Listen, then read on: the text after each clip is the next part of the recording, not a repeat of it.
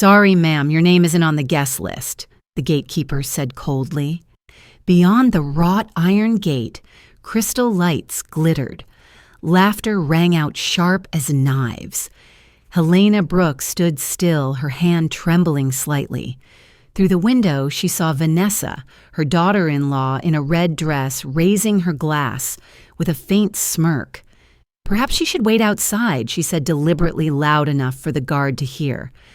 Laughter burst around the table, each sound cutting deeper into Helena's heart. "Evan," she called softly, but her son only glanced toward her, avoiding her eyes. "Mom, this is a bank event. It's only for special guests." His voice faltered. She looked down at her lilac linen dress, clean and simple yet elegant. "So I embarrass you now?" she asked quietly. Evan said nothing. The savannah night grew colder. Helena clenched her hands, steadying her voice. A gust of wind blew, sending her shawl to the ground. As she bent to pick it up, the scent of damp earth brought back old memories. These same hands had scrubbed hundreds of floors, wiped countless windows for others. At 30, she'd been widowed, raising 2 children by cleaning hotel rooms. Evan had once cried because classmates mocked him for having a mother who cleaned.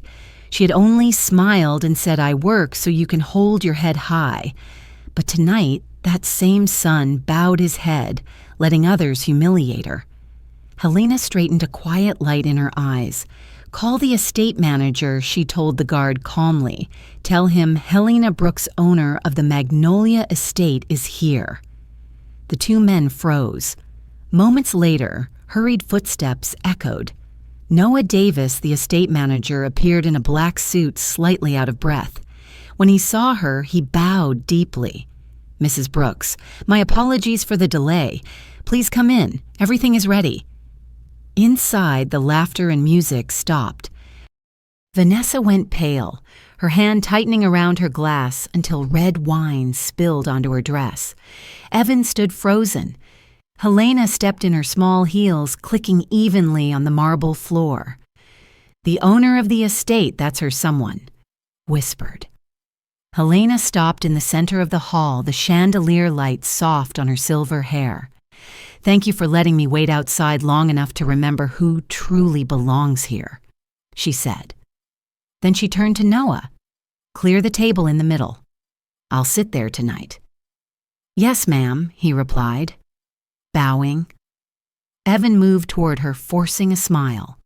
"Mom, why didn't you tell me sooner? I just thought... You thought I wasn't refined enough to walk through this door," she interrupted, her voice low and steady. "Perhaps my mistake was letting you forget that wealth isn't in the suit you wear, but in the memory of the one who sacrificed so you could afford it." Vanessa trembled, forcing a weak smile. "We just misunderstood, Mother. It's nothing serious." "No," Helena said, "only small people think it's nothing." She looked around the room at the many eyes fixed on her. "In fact, this dinner tonight is also mine," she said. "This villa, this land, this entire estate belong to Brooks Estates Group, the company I founded." The air thickened. Evan's mouth fell open, Vanessa's face turned white. Helena turned to a waiter.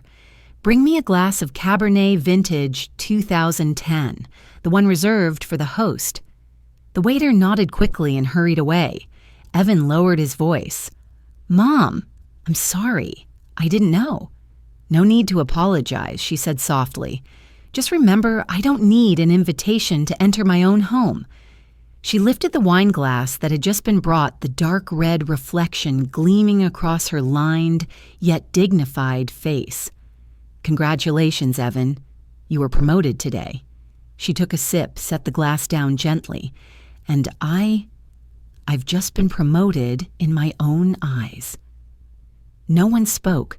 The chandelier light shimmered like a stage. Helena turned toward the door, the night wind rushing in with the scent of jasmine. She paused, her voice calm but firm. "I don't need anyone to open the way for me. I bought this road long ago." The savannah night was silent, broken only by the wind and the footsteps of a woman, once dismissed, now walking like a queen, returning to her throne. Noah Davis pushed open the glass doors. The night breeze swept in, tilting the candle flames. "Madam, the central table has been prepared," he said. The entire room fell into an uncanny silence. Helena Brooks walked in, slowly, her pace unhurried, but every step carried a quiet weight. Those who had laughed and chattered moments ago now lowered their heads, pretending to stare into their glasses, afraid to meet the gaze of the woman they had just mocked. The soft lavender fabric of Helena's dress shifted gently under the crystal lights. She sat at the center table, hands folded neatly, calm, as if nothing had happened. "Bring me a 2010 Cabernet from the private cellar," she said. Her tone was light, but made the waiter bow deeply and hurry off, as if escaping a storm. Evan still stood by the entrance, his face pale. He tried to maintain a weak smile, but his voice trembled. "Mother, are you really the owner of this place?" Helena didn't look at him, only turned the water glass in front of her. "If you had read the contract you signed when your bank entered the investment partnership, you would know." A murmur spread through the room. People began to realize that the woman once turned away at the gate was the one who owned the entire estate. Vanessa pushed her chair back, trying to stand. "Mother, it was just a misunderstanding. I didn't," Helena interrupted with a faint smile. "There is no misunderstanding here, Vanessa. You've simply given me a costly lesson about how those who are helped can so easily despise the one who helped them." Noah signaled to the staff to turn off the music. Only the soft clink of silverware and the heavy breathing of uneasy guests remained. Helena's eyes swept the room, her voice steady yet cold. "I am the founder of Brooks Estates. This building, the restaurant across the lake, and every villa in this area belong to my corporation. I've avoided events like these because I dislike showiness. But tonight, I wanted to see what kind of man my son has become." Evan lowered his head, his lips trembling. "Mom, I just wanted you to be comfortable." "Not comfortable?" She asked, her voice low but cutting through the room like glass. "Does comfort mean standing outside in the cold?" Her words froze the air. "When your father was alive, he used to say, 'True wealth isn't in money, but in how you treat the one who gave you life.' Tonight, you proved him wrong." Vanessa sank back into her chair, her perfectly applied makeup now smudged. She gripped her napkin tightly, her eyes filled with fear. A woman whispered to her husband, "I can't believe it. She's the real owner of this place." The rumor spread like wildfire. Helena gestured to Noah. He stepped forward and bowed slightly. "Yes, ma'am. Send our finest wine to the bank executives table," she said. "Tell them tonight's drinks are on the house from the owner." Noah nodded and hurried away. As he did, Helena turned back to Evan. "Don't worry, my son. I didn't come to take revenge. I came to remind you that humility never goes out of style. No one dared to breathe." Evan tried to speak, but his words caught in his throat. "Mother, I don't know what to do." Helena stood lifting her wine glass, the red light reflecting across her face. "Start by raising your head. You've bowed too long before other people's pretenses." Noah returned and gave a small nod, signaling that her request had been fulfilled. Helena looked around the hall, the chandelier light mirrored in her bright eyes. "Ladies and gentlemen," she said clearly, "tonight's dinner is a celebration for my son, Evan Brooks. But it's also a reminder that true wealth isn't found in banks, but in character." A few hesitant claps echoed from the corner, growing gradually louder. Evan stood motionless, unsure whether to feel proud or ashamed. Vanessa lowered her head, tears spilling onto her red dress. Helena set her glass down and looked at her son for a long moment. "I don't need recognition," she said softly. "Just remember I am not someone to be turned away from her own door." She turned toward the exit, her voice low but resonant across the room. They may forget, but you cannot. The grand doors opened once more. The night air swept in, carrying the scent of jasmine from the garden. Helena walked out, her small frame steady, her silver hair glowing under the lights. Inside, Evan stood still, his hands hanging at his sides, and for the first time in years, he felt ashamed of his own silence. Outside, a gentle breeze moved across the stone path, awakening in Helena the feeling she had lost for so long, the feeling of finally being herself without anyone's permission. Morning slowly broke over the city of Savannah. Sunlight streamed through the living room window of Helena Brooks' house, glinting off the porcelain teacup in her hand. The room was quiet, the only sound was the steady ticking of the grandfather clock. Last night's dinner had already become the talk of the upper-class people, whispered about the old woman turned away at the gate who turned out to be the owner of the estate. But Helena paid little attention. She sat upright, eyes distant, as if listening to the faint echoes of her past. She remembered her youth, the years when she had nothing but her two hands. Back then, she was not Helena Brooks, the president of Brooks Estates, but Helena Moore, a 30-year-old widow with two young children and a damp-walled rented room. She worked as a cleaner in a small suburban hotel, doing the jobs no one else wanted, scrubbing rooms, washing toilets, laundering stained sheets. Her hands became calloused, her back ached constantly, yet she never complained. As long as her son could go to school, as long as there was a hot meal each night, it was enough. One summer evening, while she was mopping the fifth-floor hallway, a middle-aged man stopped beside her cleaning cart. "Ms. Moore, isn't it? I've noticed you never miss a single shift," he said. It was Noah Davis, then just a maintenance worker at the hotel, a quiet man with foggy glasses and a calm gaze. They exchanged a few words and in time became friends. Noah had once been an engineer but went bankrupt after a failed investment. He told her, "People only learn the value of what they've lost when they have to scrub floors to earn their next meal." Helena smiled and replied, "And that's when they learn how to stand up again." That exchange became something they both carried through life. Years later, it was Noah who helped Helena buy her first house, an old wooden cottage by the river, so cheap that everyone thought it worthless. But Helena saw potential in the wreckage. She scrubbed, repainted, and sold it to a young family for twice the price. For the first time, she realized she could use her own mind and effort to change her fate. From that small house, Helena began a new journey. Each season, she bought another abandoned home, fixed it, and sold it.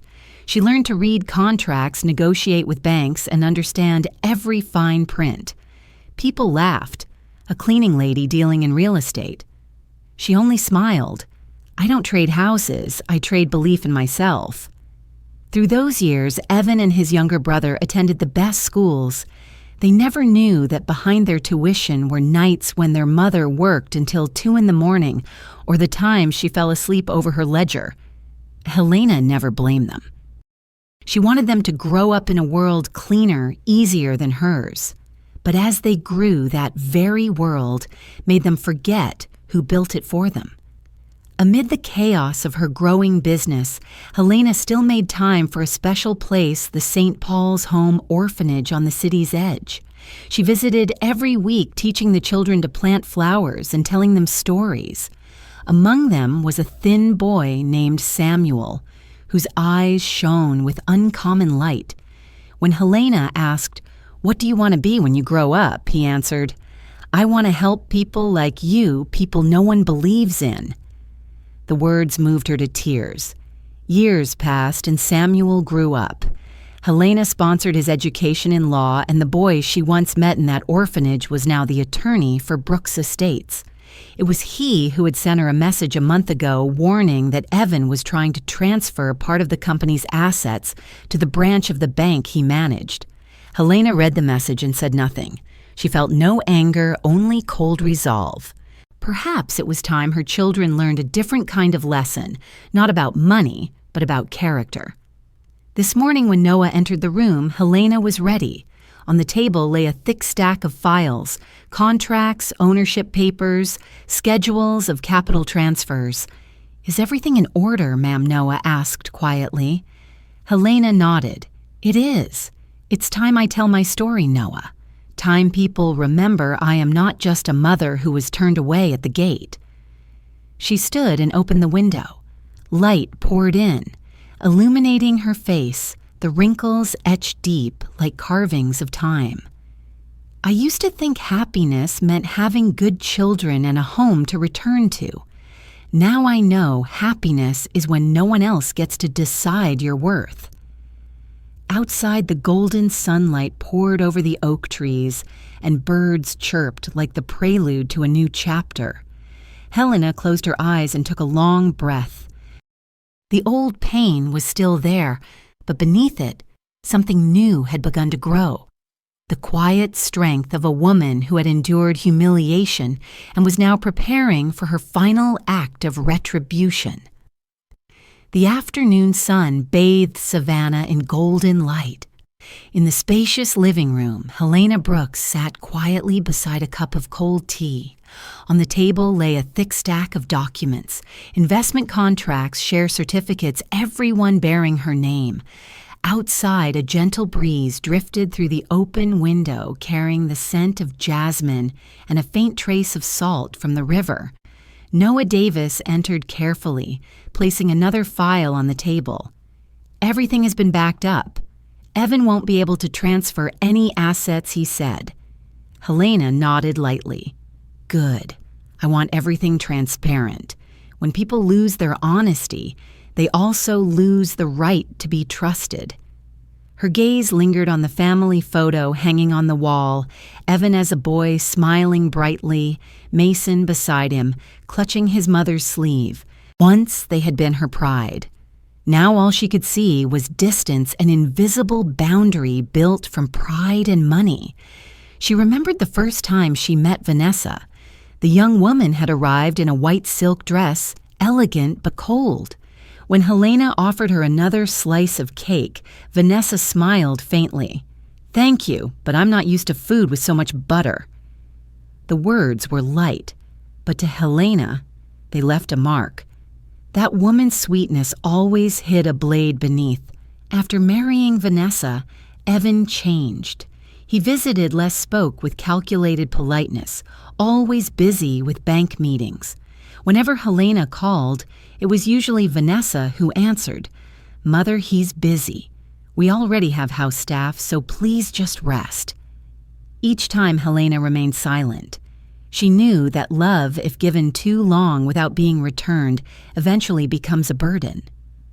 One afternoon, Evan and Vanessa came to see her bringing along a brochure for a retirement home. "Mom, we think you should take it easy," Evan said softly, his tone almost soothing. "They have nurses and companions your age. It's very comfortable." Vanessa placed a hand on her husband's shoulder and added, "They even have cooking classes and yoga. You'll love it." Helena looked at the glossy page showing smiling elderly residents. She set it down, her eyes unmoving. "You want me to leave this house, don't you?" Evan hesitated. "No, Mom, you misunderstood. We're just worried about you." Vanessa smiled politely, though her voice carried a hint of impatience. "It's dangerous for you to live alone. Let us arrange things." Helena rose slowly, her voice calm. "When you were little, I sold my wedding ring to pay your tuition. Do you remember that Evan said nothing?" Vanessa glanced at her watch and murmured, "Times have changed, Mother. What matters now is comfort." The words hung in the air, heavy and cutting. Helena smiled faintly, a sad smile sharp as a blade. Comfort means being told to leave your own home. No one answered. Only the steady ticking of the clock filled the silence, marking the rhythm of estrangement. That night, Helena couldn't sleep. Moonlight fell across her old notebook filled with records of every dollar she had saved. Beneath the last line, she wrote a single sentence: "Tomorrow, let's see who stays when I have nothing left." The next morning, she called Evan. "I've lost my job," she said evenly, "and my savings are gone. I may have to sell the house." Her tone was calm, almost detached. Evan only replied, "That's probably for the best, Mom. You can move closer to us." Moments later came a message from Vanessa's mother. "I found some wonderful places for you. You'll be well taken care of." Helena stared at the screen and let out a quiet laugh. There were no tears left, only a cold stillness spreading inside her. She closed the phone and called Noah. "Do you still have the Magnolia contract? It's still in the safe, ma'am," he replied. Helena nodded, her voice composed. "Keep it secure. It's time they remember who truly built all of this." Late afternoon rain draped Savannah in a soft haze. Helena Brooks sat at the table, a cup of cold tea before her, the screen of her phone glowing faintly. 2 new messages had arrived. The first from Evan: "Mom, I've sent you a few more retirement homes. If you agree, I'll pay the deposit." The second followed quickly from Vanessa: "Mom, I've already spoken with them. They have yoga classes and a shared kitchen. You'll love it there." Helena read each word slowly, her gaze dimming. Every line was polite, gentle, yet cold as steel. She set the phone down and exhaled softly. A chill crept through her chest, sharp and silent, like wind slipping through worn fabric. She had thought she already knew what ingratitude felt like, but clearly there were deeper shades of it. Beside the cup sat her old savings book and the Magnolia estate files. One represented years of struggle, the other the fruit of endurance. Helena stared at them, lips pressed tight. Every dollar earned by her calloused hands, every signature on those contracts was proof that she was not an object to be arranged or dismissed. She rose and walked to the window. The rain thickened, drumming softly. Through the rhythm, she heard her late husband's voice echo in memory. "Never let anyone decide your worth, not even your own children." She had smiled back then, thinking he meant it as comfort. Now she knew it had been a warning. Night fell, the room bathed in warm yellow light. Helena turned on her computer and reopened the documents Noah had sent. Every legal record, investment contract, and share certificate of Brooks Estates appeared on the screen. She read through them page by page, number by number, as if revisiting her life story. From a hotel cleaner to the owner of dozens of properties, there had been no miracle, only endurance. Near midnight, the doorbell rang. Mason, her younger son, stood in the rain, soaked to the bone. "Mom, I just wanted to see if you're all right." Helena gave a tired smile. "Thank you, at least someone still remembers me." He set a basket of fruit on the table, his voice hesitant. "Evan's just worried about you. He doesn't mean any harm."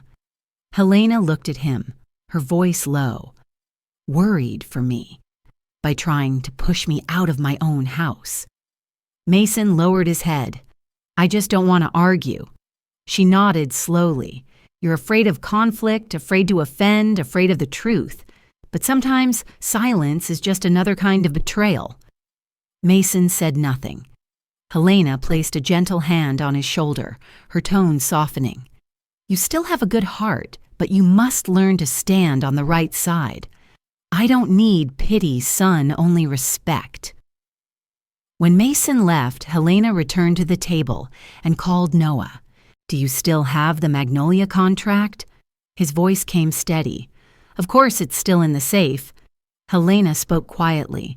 "Keep it secure. I'll be needing it soon." The next morning, the sky cleared. She went to the company office. The staff rose to greet her with respect, honoring the founder who had always remained humble. Inside her office, Noah waited with Samuel, the young lawyer she had once sponsored through law school. I want you both to review every transaction Evan signed over the past 3 years, Helena said firmly. If anything looks suspicious, prepare ownership verification files. I won't let a single dollar be wasted. Samuel nodded. Understood, ma'am. Helena looked at them, her tone calm. I'm not seeking revenge. I just want them to relearn a lesson I taught long ago. Never underestimate the person who gave you your foundation. That afternoon back home, her phone rang. Evan's voice was light, almost cheerful. Mom Vanessa already made the deposit for the care center. You can move in next week. Helena's reply was even and composed. Good, but before I go, I want us all to have dinner together. Evan sounded surprised. Dinner, where Helena smiled faintly. Somewhere you know well, the Magnolia estate. He thought his mother had forgiven him and agreed eagerly. All right, I'll arrange it. When the call ended, Helena stood still.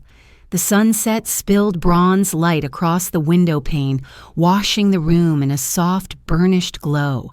She whispered to herself, if they think they can cast me aside, then let the very place they chose become the stage for truth. The rain had stopped. A breeze passed through the jasmine garden carrying the scent of earth and something quietly alive. On Helena's face there was no bitterness now, only a cool, steady clarity. She had once lost everything, and because of that, she now knew how to take it back, not with tears, but with the justice she built for herself. The savannah sky glowed like molten gold that night. At the Magnolia estate, classical music drifted through bursts of elegant laughter. Evan Brooks. Helena's eldest son was hosting a lavish party to celebrate his promotion. On the stone terrace, the lights shimmered across Vanessa's gown, graceful, youthful, and laced with pride.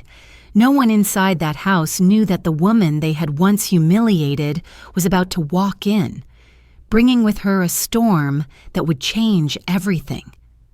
Helena arrived earlier than expected. She wore a black dress with a white lace collar and carried an old leather purse. The wrought iron gates at the front of the estate were closed. 2 guards approached, polite but distant. "Excuse me, ma'am, are you on the guest list?" one asked. Helena looked at them, her voice calm but firm. "Call the manager. Tell him Mrs. Brooks would like a word." Moments later, hurried footsteps echoed across the courtyard. Noah Davis, the estate manager, appeared with quick steps and eyes full of respect. "Madam, my apologies for the delay." "Please come in." The gate swung open.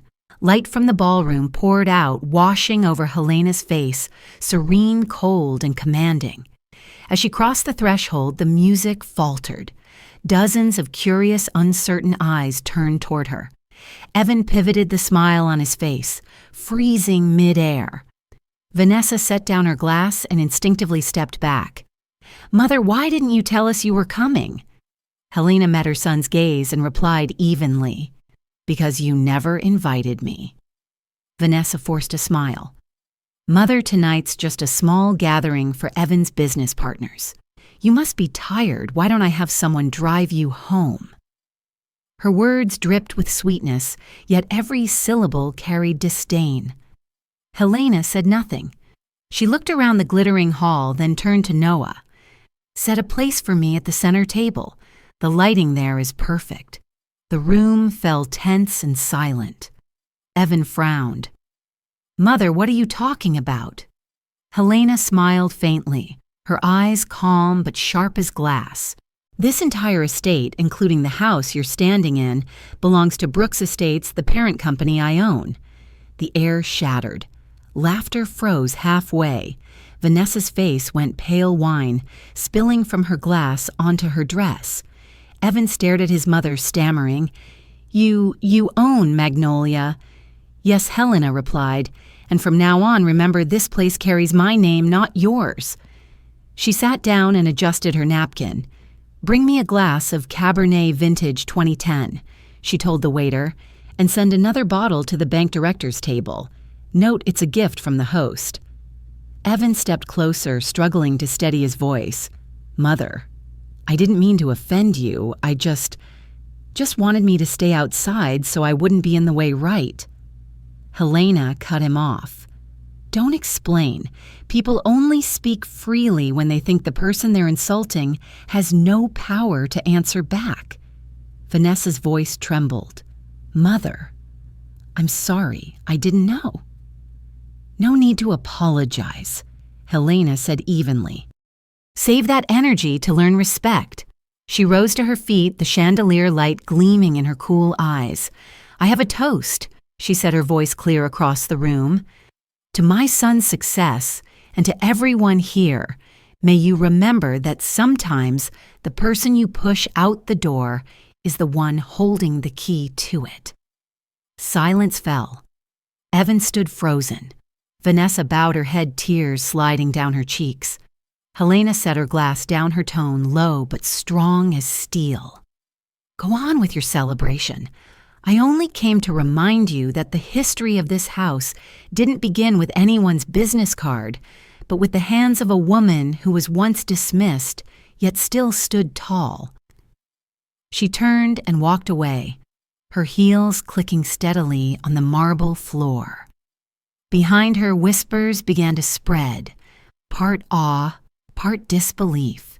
The doors closed softly, leaving only the scent of jasmine in the night air. Helena lifted her eyes to the glowing sky, her gaze bright beneath the lights. Tonight she needed no one to clear her path. She was the path.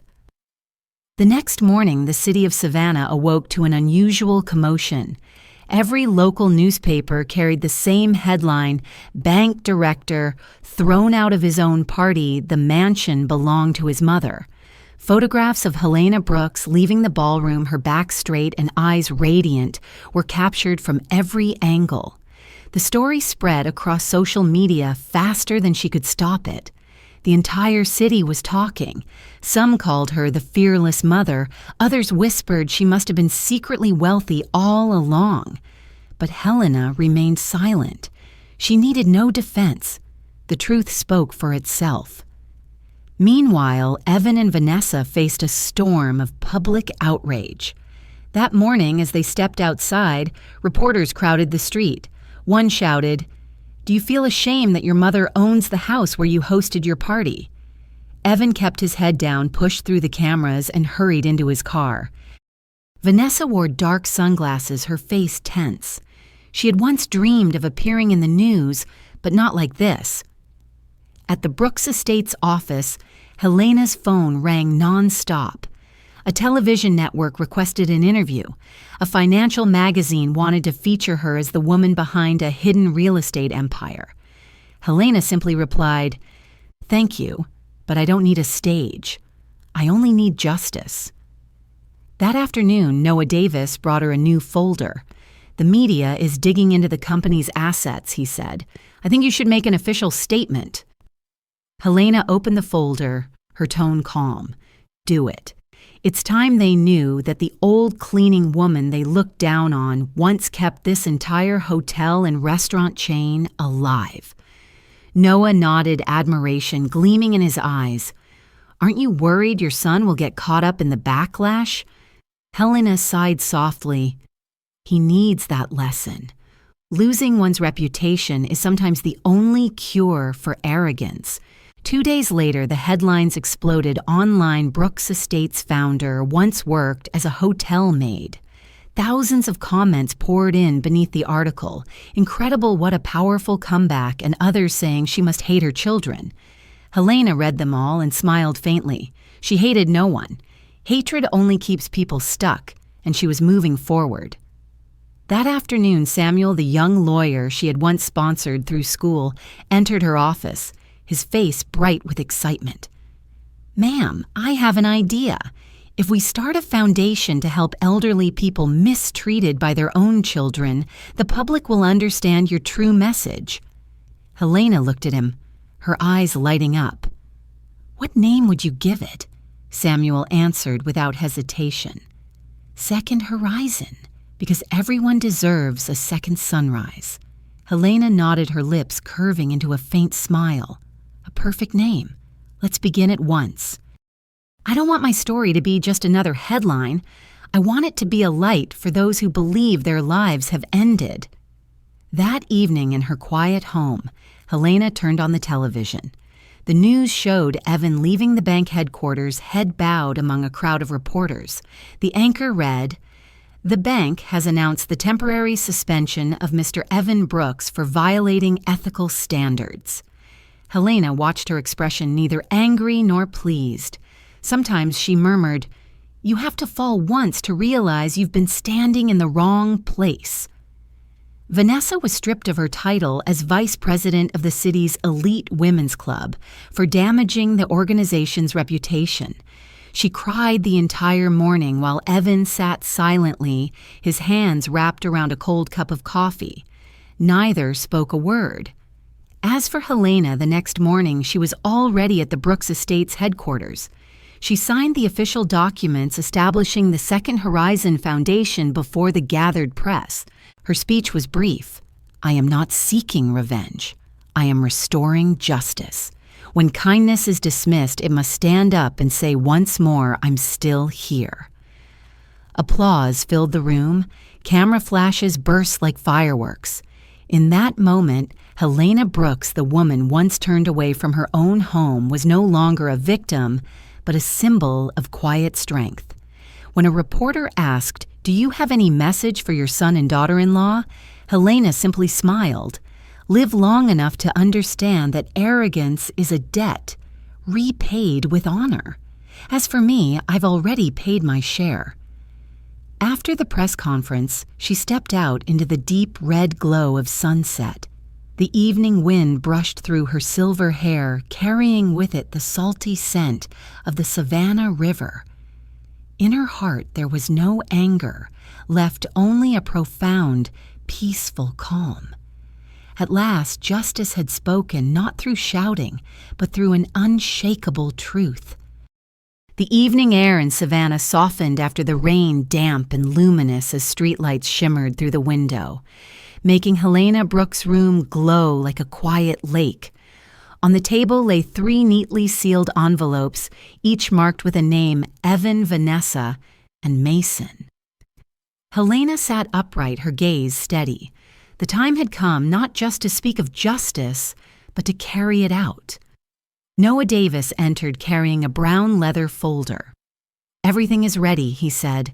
"All 3 will arrive tomorrow morning as you requested." Helena nodded. "Good. I want the meeting held in the Magnolia Conference Room, the very place they once made me stand outside." The next morning, the elegant conference room was silent. Evan and Vanessa sat side by side, pale and tense, pretending calm. Mason sat apart, restless, his eyes uneasy. Helena entered with Noah, her small frame, seeming to make the room heavier. "Thank you for being on time," she said evenly. "Today we're here to discuss your debt." Vanessa gave a nervous laugh. "Mother, if you need money, we can transfer it right away." "But calling it a debt seems a bit—" "Do not interrupt me," Helena cut in sharply. "I'm not talking about money. I'm talking about the debt of honor." She opened the folder. "Over the past 20 years, I have spent a total of $1,280,000 on tuition, housing, weddings, and your debts.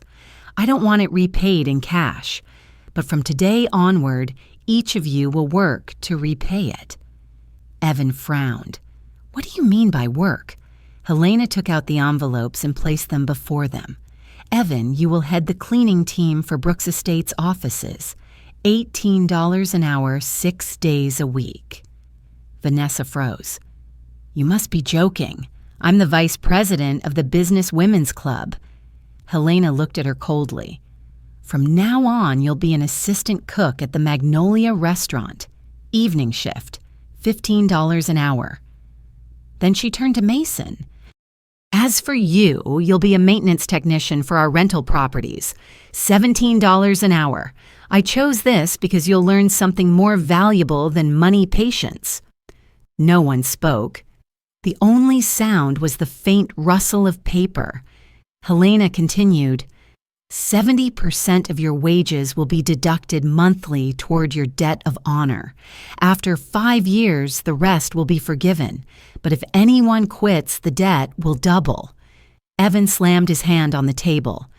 You're humiliating us, Mother. Helena met his eyes, her voice low and firm as stone. No, I'm saving you. Humiliation only comes when one loses self-respect. Work never disgraces anyone. Vanessa trembled, her eyes red. Mother, I can't do this, I just can't. You have the right to refuse. Helena said, placing another paper in front of her. Sign here to forfeit all inheritance rights, including assets, shares, and my life insurance. The room went still.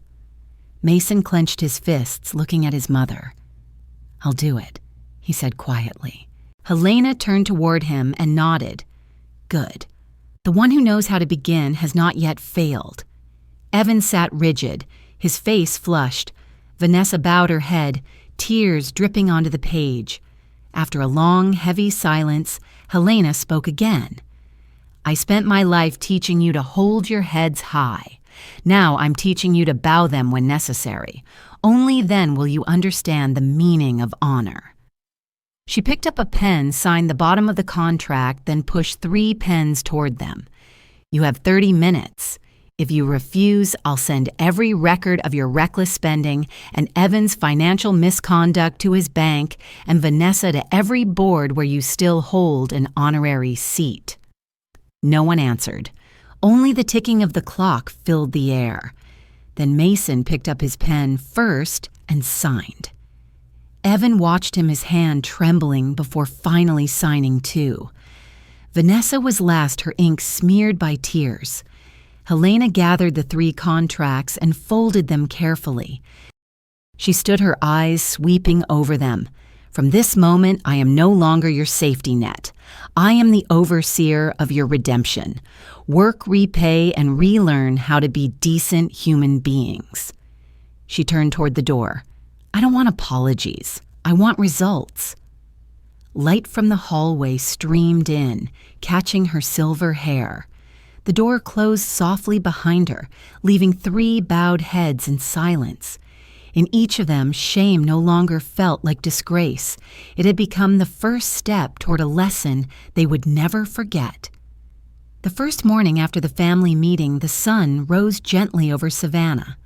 Light streamed through the glass window, illuminating Helena Brooks's thin hands as she opened the employee report file. On the first page, 3 new names stood out. Evan Brooks, cleaning supervisor; Vanessa Carter, kitchen assistant; Mason Brooks, maintenance technician. Beneath each name was a short note. Training begins today. Helena closed her eyes for a moment. She felt no triumph, only a quiet stillness inside. Justice doesn't need applause, she thought to herself. It only needs results. At the main Brooks Estates building, Evan, dressed in a dark blue uniform, was polishing the tall glass panels in the lobby. His expensive shirts had been replaced by a work jacket stained with cleaner. At first, other employees whispered, "Isn't he that former bank director?" Evan kept his head down, silent. During his break, he sat on the steps outside, sweat soaking his collar, his back aching. For the first time in his life, he understood what it meant to look up at others passing by and pretend not to notice. Vanessa worked in the Magnolia restaurant kitchen. The harsh neon light reflected off her tired face. She had once been the one giving orders, now she wore gloves, washed vegetables, and wiped down counters. On her first day, hot oil splashed and burned her hand. She wanted to quit, but remembered Helena's words. You have the right to walk away, but when you leave the table, don't ask why others still get served. So she returned, swallowed her pain, and kept chopping onions until her eyes stung with tears. Mason worked maintenance at the company's rental properties. The job was hard, but quiet fitting for him.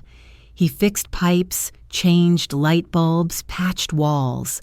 At first, his co-workers treated him like a spoiled rich kid playing laborer. But within days, Mason worked nonstop without a single complaint. One worker quietly told Noah, "That boy really wants to change." Every evening, Helena received a short report from HR. She read carefully, not missing a line. Evan completes tasks on time but still clumsy. Vanessa, learning to log recipes, no longer leaves her station when busy. Mason offers help to coworkers when they fall behind. She folded the papers and nodded. The anger inside her had long faded, replaced by the steady discipline of a mother teaching her children through real work. One afternoon, Noah knocked on Helena's office door. "I have something to show you," he said, placing 3 photographs on the desk. Evan wiping floors, Vanessa carrying trays, Mason kneeling by a pipe. "I think you should see these. They're starting to understand." Helena looked at the photos, her expression softening. "When people learn to bow their heads," she said quietly, "that's when they finally learn how to stand tall." But the public wasn't as forgiving. A restaurant guest snapped a picture of Vanessa in the kitchen and posted it online with a mocking caption, "From vice president to kitchen assistant." The photo went viral. Those who once praised her now reveled in her downfall. When Helena heard, she only told Noah, "Don't take it down. They need to face judgment just as I once faced contempt." Evan wasn't spared either. A former colleague spotted him in his uniform cleaning glass and sent a photo to their old work group. The bank director is scrubbing his old office floors. The news spread fast. Evan took it silently.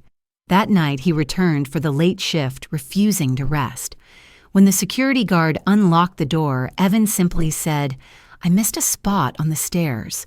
I don't want it slippery in the morning."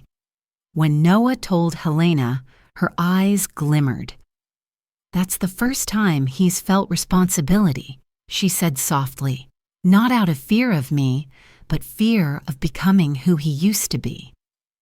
A week later, the daily reports arriving on Helena's desk were shorter. No mistakes listed, only one final note from Noah. All 3 work full 8-hour shifts.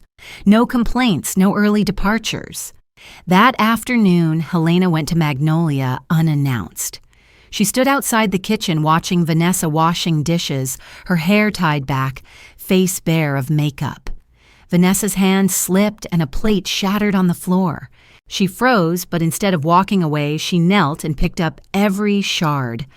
A small cut opened on her finger, yet she only winced slightly and kept cleaning. Helena watched quietly, nodded once, and turned to leave without saying a word.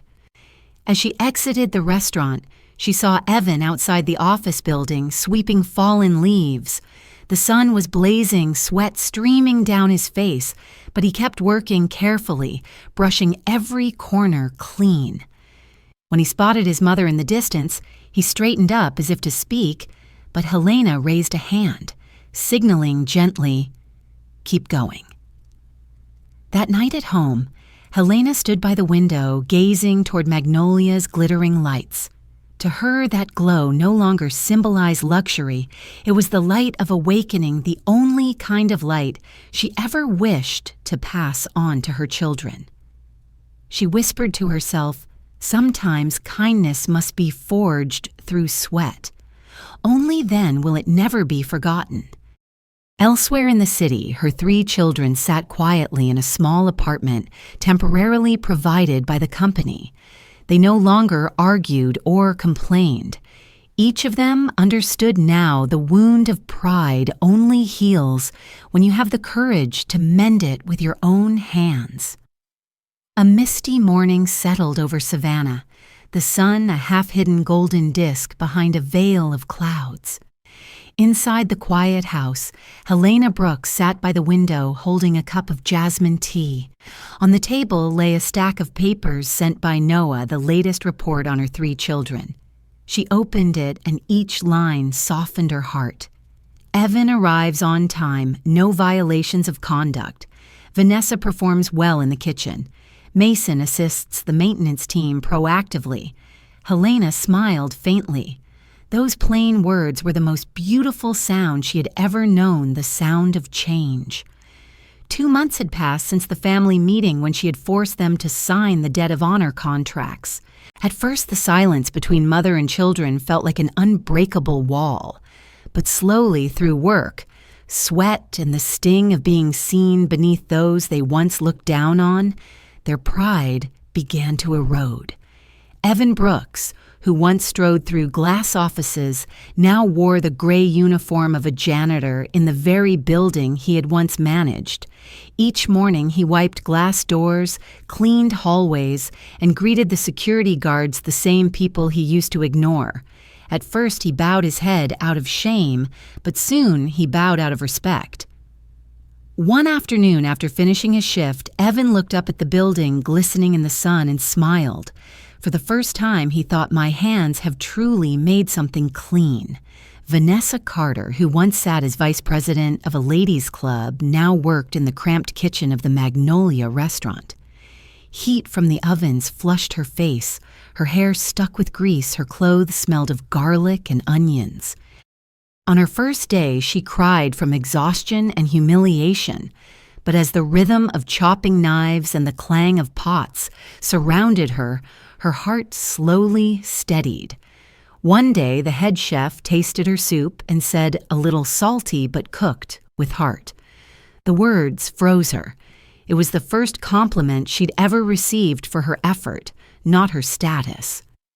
Mason Brooks worked as a maintenance technician. With a worn toolbox slung over his shoulder, he fixed leaking pipes, changed bulbs, and patched damp walls. These humble tasks taught him the value of patience.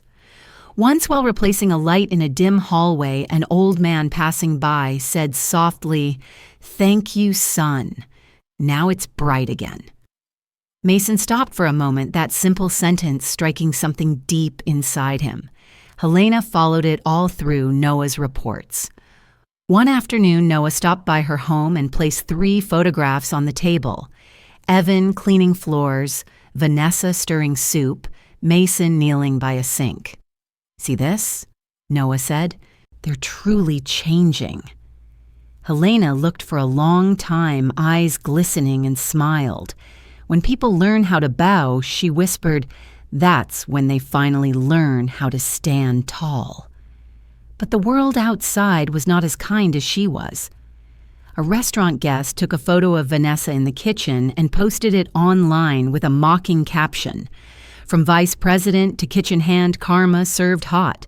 Evan, too, was photographed cleaning the lobby of his old office, the post reading former bank director, now washing windows. The images spread quickly. Noah offered to have them taken down, but Helena only shook her head. No, they must learn to face the world's gaze. Dignity isn't born in praise, it's forged in the silence of endurance. A week later, Helena visited Silver Pine's home, the nursing center, where she had asked her children to volunteer.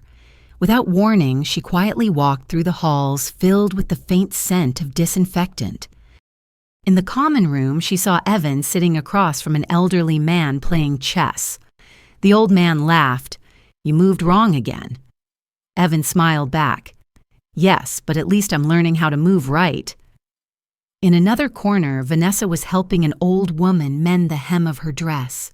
Her hands trembled, but each stitch was careful and neat. When the woman said, "You're good at this," dear Vanessa laughed softly, her eyes shining with a peace Helena thought had long vanished. Down the hall, Mason was replacing a light bulb, polishing the glass cover until the glow shimmered across the ceiling. Helena stood silently, her heart swelling with emotion. Her 3 children, who once despised labor, were now serving others with sincerity. Not out of guilt, not out of obligation, but because they had realized that helping others was another way of saving themselves. When they left the building, Helena waited outside in the courtyard. Evan stopped when he saw her. "Mom, how long have you been here since your wrong chess move?" she said, smiling gently. "But that move helped you win against yourself." Evan bowed his head without replying. Vanessa came next. her voice soft and raspy. "Mom, today I cooked porridge for an old lady. She said, it tastes just like when my mother was alive." No one has ever said something like that to me before. Helena squeezed her hand. "It's not the food they remember, dear. It's the heart you put into it." Mason came last, holding up a burnt-out light bulb. "I'm keeping this," he said. "It went dark because it was forgotten. Now I've replaced it with light for it and for myself." Helena nodded. "You understand now." On the drive home, Noah drove slowly. "You've done what no court could do," he said, made the guilty want to change. Helena looked out the window at the city glowing under the sunset. "It wasn't me," she replied. "It was the work. Labor is the language of redemption."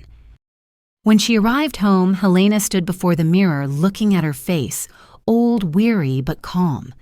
She whispered, "Justice isn't making others kneel. Justice is when they stand again, knowing how to bow." Outside, a light rain began to fall. Droplets slid down the window, glimmering in the lamplight. Helena smiled softly. She knew now that the children who had once broken her heart were walking the same road she had once walked, the road of work, of dignity, and of true rebirth. The Savannah sunset bathed the streets in gold sunlight, filtering through the oak trees and settling gently over Helena Brooks's small house in a warm, honey-colored glow. In the kitchen, she carefully set a freshly baked chicken pie on the table, the aroma of butter and rosemary rising softly into the air. It had been a long time since she had prepared a full meal with her own hands. It wasn't a fancy dinner nor a celebration, just a simple family supper after years of storms and distance. When the doorbell rang, Helena wiped her hands and went to open it. Her 3 children stood there hesitant. Evan wore a plain shirt and held a small bouquet of wildflowers. Vanessa, in a simple cotton dress, had her hair tied low. Mason stood slightly behind them, carrying a basket of fruit. They looked both familiar and distant children who had once walked away from her arms, now returning with humility and quiet guilt. Helena smiled softly and said, "Come in. This is still your home." The kitchen quickly filled with warmth. Vanessa helped her mother set the table, Mason turned on the light, and Evan arranged the chairs. Their movements were clumsy, careful as if afraid to break the fragile piece hanging in the air. When Helena ladled out the chicken soup, the rich aroma filled the room, stirring memories of the hard years, nights when they'd gathered around the old wooden table, eating leftover rice, but laughing together anyway. Helena poured water into glasses, the golden light glinting off the rim. She looked up and said gently, "It's been a long time since our family was this complete." Evan swallowed hard, his voice low. "Mother, I've wanted to say this for a long time. I used to be ashamed of where I came from. I thought that if I hid our past, people would respect me more. But now I know when I denied you, I denied the best part of myself." Vanessa lowered her head. Her hands clenched together. "I was afraid, too," she whispered. "Afraid of poverty, afraid of judgment, afraid people would say I married Evan for money. I tried to look perfect so no one would see how empty I really was. But when everything fell apart, I learned something. Money can cover a wound, but it can't heal cowardice." Tears fell glistening in the light. Helena listened quietly, no reproach, no lecture. She simply placed a hand on her daughter-in-law's shoulder, her eyes gentle but steady. What matters isn't being flawless. What matters is standing up after you fall. I once lost everything, my husband, my youth, my faith, but I never allowed myself to lose dignity. Mason, silent until then, spoke softly. "I stayed quiet too long, Mom. When I saw them make mistakes, I said nothing. I thought silence meant peace, but it was cowardice. I let you carry it all alone, and now I regret it." Helena looked at her 3 children, emotion welling in her chest. Tears shimmered in her eyes, but her smile remained. "I don't need apologies," she said. "I just need to see that you understand this respect for others begins with respect for yourself." The room fell still for a long moment. Only the soft ticking of the clock and the scent of chicken pie filled the air. Then Vanessa stood and said quietly, "I'll wash the dishes." Mason picked up a cloth. "I'll wipe the table." Evan turned on the faucet and said with a half smile, "And you, Mom, sit down. We'll do the rest." The sound of running water blended with the clinking of dishes, simple noises that somehow felt warmer than any song. Helena stood watching her children working together, their movements awkward but sincere. The sight filled her with deep gratitude. All her life she had dreamed of seeing them bow their heads without shame work, without fear of being looked down on, and now that dream stood before her alive and real. When the dishes were done, they sat together again, steam still rising from the sink. Evan looked up. "Mom, if you want to end the contracts early, we're ready. Because you're tired?" she asked. He shook his head.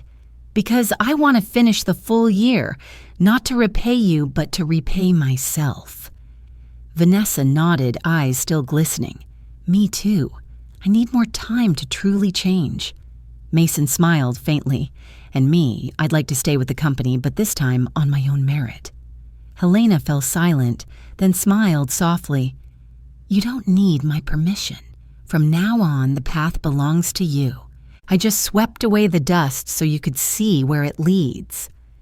Outside the window, the night breeze carried the faint scent of jasmine.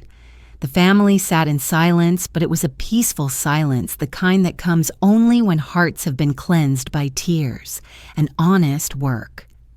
When her children left, Helena stood at the doorway watching their figures fade under the golden streetlights. Turning back inside, she saw the kitchen still warm steam lingering over the dishes, the smell of baked chicken drifting gently through the air. She sat down, exhaled deeply, a breath of release, not sorrow. After so many years, the family dinner had finally become what it was meant to be. Not a formality, not an obligation, but a meal seasoned perfectly with love. Helena looked at the photograph on the wall, her and her 3 children in front of their old wooden house. The light from the lamp reflected on the glass, shimmering like tears of joy. She whispered softly, her voice trembling, yet warm.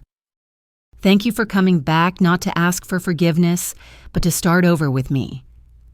Outside, the jasmine-scented wind drifted through the open window, blending with the gentle hum of the night. In that small house, Helena Brooks smiled, knowing she was no longer alone. The children who once broke her heart had now learned the most precious lesson of all, that when a person learns to bow their head out of love, that's when they finally grow up.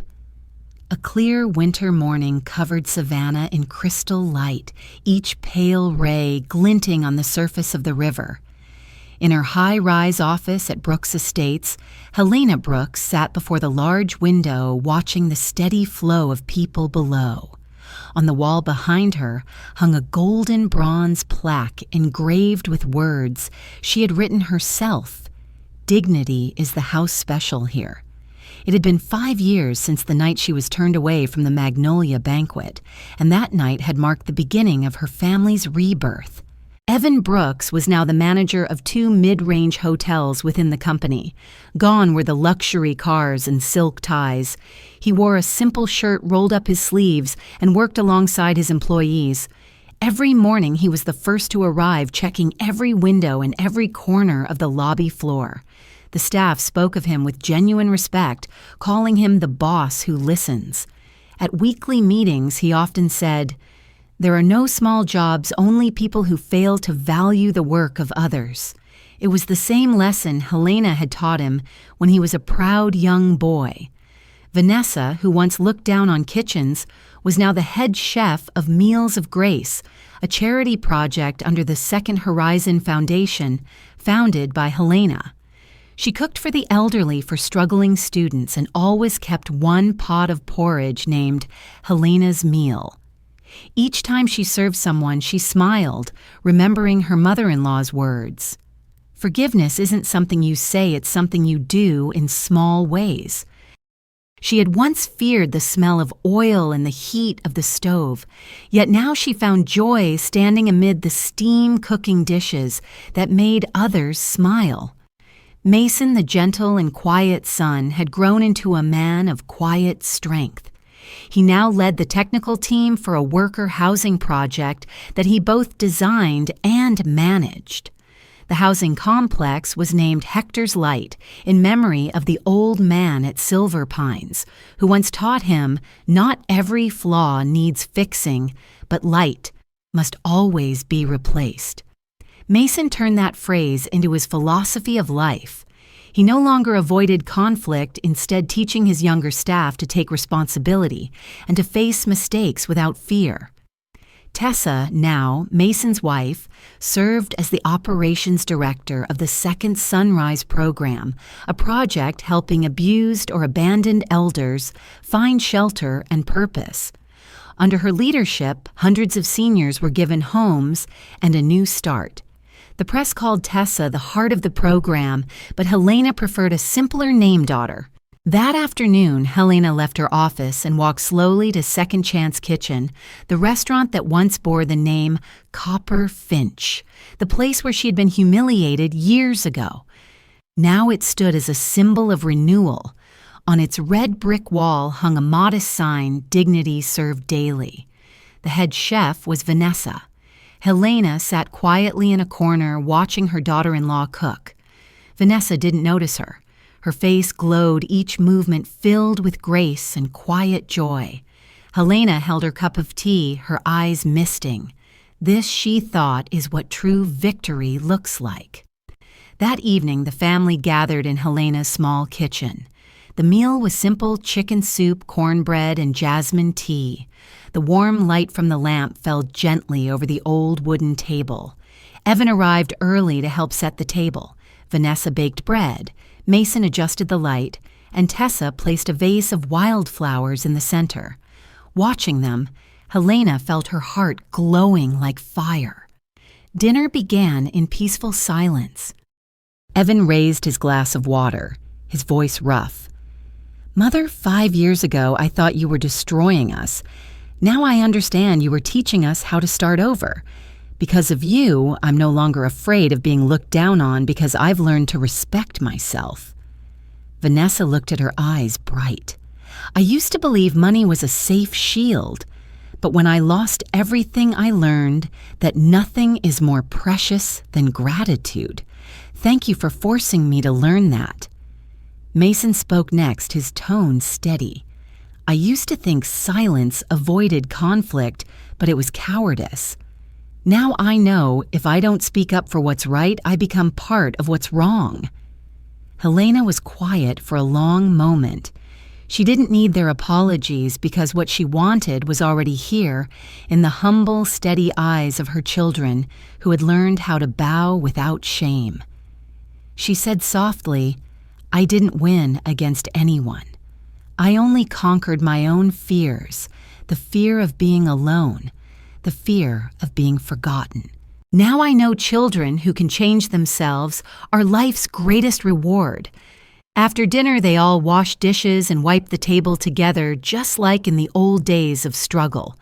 No one gave orders, no one avoided work. There was only the sound of running water, quiet laughter, and the warmth of understanding. When everything was done, Helena opened the door and watched the snow fall softly outside. She whispered, "Everything is enough now." Late that night, after her children had gone, Helena sat alone. She took out her old notebook and wrote the final line of her memoir. Some lessons must be paid for in tears, but those very tears wash away pride and bring compassion back to life. She set the pen down and closed the notebook gently. Outside, the moonlight reflected through the window, illuminating her lined yet radiant face. Helena smiled her heart at peace. At last she understood that justice was not found in courts or contracts, but in the simple act of learning to bow to begin again and to live better than yesterday. She turned off the lights, leaving only a small candle burning on the table. Its flickering flame reflected off the bronze plaque. Dignity is the house special here. Then Helena spoke softly, her voice calm and low. If anyone is listening, tell this story. Let them know that even if life once cast you out from its table, you can still return and take your rightful seat. When you remember that dignity is something no one can take away. And in the candle's final glow, Helena Brooks, the mother once looked down upon, smiled gently. Outside, the snow had stopped, and a faint pink light of dawn began to rise along the horizon. Hold an outdoor service with music and laughter. I want to be sent off the way Arthur once dreamed, in light, not in tears. That evening, Aurora Haven became a festival of remembrance. A jazz band played Arthur's favorite song, and those she had helped shared their stories. A young woman who had once been homeless stood on stage, her voice trembling. If it weren't for Mrs. Eleanor, I might never have believed I deserved to live. Now I volunteer here to give back what she once gave me. Nathan stood below the stage, hands clasped tightly together. He didn't cry. He simply looked up at the sky where thousands of lanterns floated upward, glowing against the dark night. He whispered, "I promise, Mother. I'll carry on. I'll keep your light alive." When the crowd finally left, Frederick remained by the lake. He gazed at the water reflecting the starry sky and smiled softly. "Eleanor," he murmured, "you taught me that kindness has form, it has breath, and it will live on far beyond time itself." The next morning, the city council officially renamed the lake where Aurora Haven stood to Eleanor Lake, honoring the woman who had turned an abandoned piece of land into a sanctuary of compassion. On Nathan's desk, her leather notebook rested in a place of honor. He opened to the last page where her small signature remained. Beneath it, he added a line, "Day 58 Aurora Haven still shines, because Mother never truly left." He closed the notebook and looked out the window where sunlight danced across the sparkling lake. A flock of birds soared overhead, and in the wind he could almost hear her voice, gentle, proud, and clear. "My son, don't fear the darkness. Darkness exists only so that light has somewhere to shine." Nathan smiled. Outside, Aurora Haven glowed brightly like a promise kept, and though Eleanor had left this world, she remained in every breath of that place. 1 year after Eleanor's passing, Aurora Haven had become a national symbol of compassion. What began as a small lakeside home had grown into 3 branches, each one a beacon for those who had once lost their way. On the bronze plaque at the main gate, an inscription read, "Founded on kindness, sustained by love." Beneath those words was the name, Eleanor Grace Moreland, the woman whose name inspired reverence wherever it was spoken. The sky was clear that morning, the lake breeze gentle. Nathan walked down the main hall, a bouquet of lavender in his hand. He stopped in front of the grand room where his mother's portrait hung, Eleanor seated in a wooden chair, her eyes bright and kind. Frederick was there adjusting the frame. He looked older now, his hair silver, but his gaze remained warm. "You're here," he said. "It's been exactly 1 year. We're holding a small ceremony just as she wanted." Nathan placed the flowers at the foot of the portrait and replied softly, "She never liked sorrow. She only wanted people to live better." Outside the stage had been set. Hundreds gathered women who had been saved, orphans, volunteers, donors. Each held a sprig of lavender, the flower of memory and gratitude. Frederick stepped to the microphone first, his voice trembling slightly but clear. Some people spend their whole lives seeking recognition, but Eleanor was different. She lived to give not money, but faith. and that faith saved countless lives, including my own. Applause erupted across the crowd. Nathan took the stage next, his voice deep and steady. My mother taught me that kindness doesn't need proof, it only needs to be continued.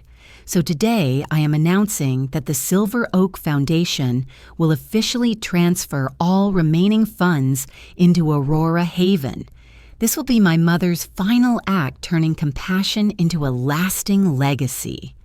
The crowd fell silent for a moment, then burst into cheers. Frederick wiped his glasses, smiling. She would be so proud, Nathan. That afternoon, sunlight danced on the lake's surface.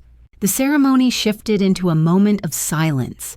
Everyone released their flowers into the water. Thousands of purple lavender blossoms floated gently, their fragrance carried softly by the wind. Standing by the shore, Nathan watched them drift away and remembered his mother by the window holding her little notebook, her warm voice saying, "When you use your pain to lift others, you will never fall." From a distance, Vivian approached. She looked different now. Simple, calm, her eyes clear and kind. "Nathan," she said, "I came to lay flowers for your mother. She may never have known, but I still carry the gratitude of her forgiveness." Nathan looked at her and nodded gently. She knew. She believed everyone deserves a second chance. Vivian released her lavender into the water. A tear slid down her cheek, disappearing into the rippling waves. "Aurora Haven saved me from myself," she whispered. "Thank you for giving me another chance." As sunset bathed the lake in gold, the light reflected off the new bronze statue standing in the courtyard, Eleanor sitting with a book in her hands, her face serene. Beneath it were the words she had once written, "Justice is not punishment. It is when you turn your pain into a place for others to stand." Frederick looked at the statue for a long time, then turned to Nathan. "We'll keep this place forever, won't we?" Nathan smiled. "We don't have to keep it, Frederick. When something is built from love, it lives on its own." Night fell, and Aurora Haven glowed brightly against the dark sky. As the crowd dispersed, only the wind, the flowers, and the golden lights reflecting on the water remained. Nathan stayed behind, placing his mother's leather notebook on the stone bench before her statue. He whispered, "Mother, I did it. Aurora lives on, and I've learned how to forgive just like you wanted." Then he closed the notebook and stood. Above him, the stars began to shimmer. The lake breeze carried the faint scent of lavender through the night. Nathan smiled, feeling as though he could hear her voice in the wind, warm, proud, and clear. "I never left my son. I just moved where I can see you better." Aurora Haven continued to shine through the darkness, a promise that would never fade. The following spring, Aurora Haven was covered in green. The oak tree at the gate had grown another full circle, and the lavender bushes painted the walkways in shades of soft purple. The breeze carried their gentle fragrance, and the laughter of women hanging laundry by the lake. The air here no longer spoke of salvation. It was life itself. Nathan stepped out of his office holding a letter from the International Humanitarian Council. Aurora Haven has been nominated for an award for its contribution to global communities, he said to Frederick. The old man smiled. "I think Eleanor would have liked that, but she would probably say, 'Awards don't matter as long as someone is saved.'" Both men laughed, their eyes reflecting quiet emotion. That afternoon, Nathan walked along the lakeshore where a new row of stone benches had been built, each engraved with the names of those who had contributed. In the center stood the largest bench, Eleanor Grace Moreland, the woman who planted light. He placed a bouquet of fresh lavender upon it and sat down. The lake was still the only sound, the wind weaving through the trees. "Mother," he whispered, "Aurora Haven is growing. Many people come here to start over. I just wish you were here to see it." A sudden gust of wind swept across the water, scattering a few lavender petals onto the surface. Nathan smiled softly as if that was her answer. From a distance, Vivian approached. She was now the new executive director of Aurora Haven, appointed by Nathan 6 months earlier. The once ambitious woman now carried herself with humility. "Nathan," she said, "there's a reporter who wants to interview you about the award." He shook his head. "You do it. Aurora Haven belongs to everyone." Vivian smiled. "I'm still learning humility from your mother. Just call her Eleanor." He said, his eyes bright with faith. "She'd be happy to see you here doing exactly what she hoped for." As evening fell, people gathered in the main courtyard. Today marked 2 years since Eleanor's passing, as well as the graduation of the first training class, women who had once lived in darkness now standing tall to begin new lives. A young woman spoke on behalf of the group, her voice trembling. "I once lost everything: my home, my family, my hope. But Aurora Haven showed me that compassion can save lives. If Mrs. Eleanor were still here, I would tell her this: I found myself again because of you." Applause rang out, echoing over the lake. Nathan stood silently among the crowd, his eyes glistening. Frederick placed a hand on his shoulder.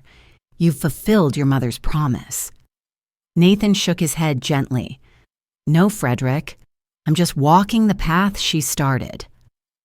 That night, Aurora Haven hosted a small concert by the lake. Golden lanterns floated across the water, glowing like 1,000 reflected stars. Nathan sat beside Vivian and Frederick, listening as a band played Autumn Leaves, Arthur's favorite song.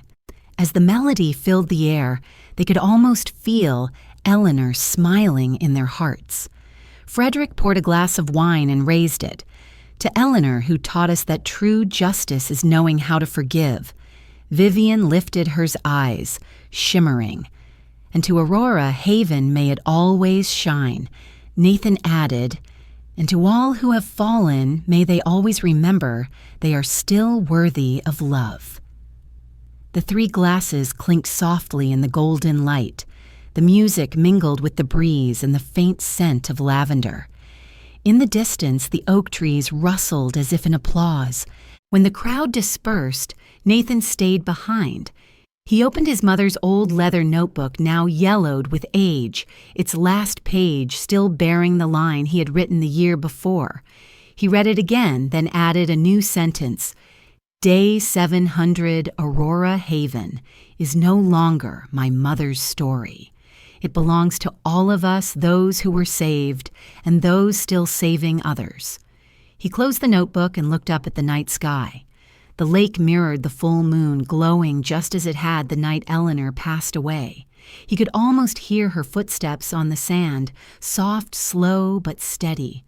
Behind him, Vivian's voice was gentle. "Will you stay here, Nathan?" "Yes," he replied, his eyes never leaving the lake. "Until no one needs me anymore." Mother used to say, "As long as one person is still waiting to be helped, the journey isn't over." Vivian nodded silently and walked away, leaving Nathan alone with the whispering wind and the lavender drifting through his hair. The next morning, sunlight poured over Eleanor's bronze statue, making her face glow as if alive again. Around her, the women of Aurora Haven began their day cooking breakfast, tending gardens, teaching children. Laughter spread through the grounds. A little girl about 7 years old ran up to the statue and placed a lavender blossom at its base. She looked up, smiling, and whispered, "Thank you, Lady Oak." Then she ran off, her hair gleaming violet in the sunlight. Watching from afar, Nathan nodded, his heart warm. Aurora Haven had become what his mother once dreamed of, a place where people healed through faith and kindness. As the sun set, painting the buildings gold, he turned toward the lake and whispered like a prayer, "Thank you, Mother, for teaching me how to find light in the dark." And as if in answer, the lake breeze rose again, carrying the fragrance of lavender through every window, every branch, reminding all that Eleanor Grace Moreland was still there, living on in the people she had saved in Aurora Haven itself, and in every heart that had learned to love again,